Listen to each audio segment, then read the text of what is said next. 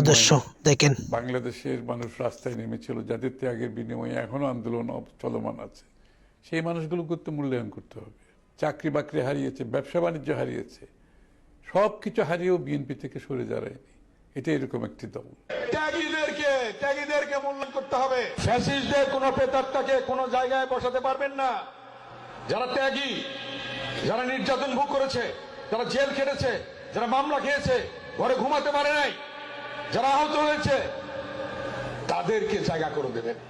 16 বছরে যারা আন্দোলন সংগ্রাম করেছে তারাই পথ পাবে।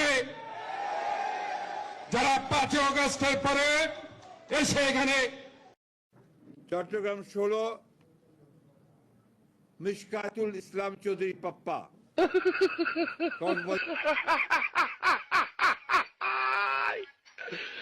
ওরা কেন? হ্যালো।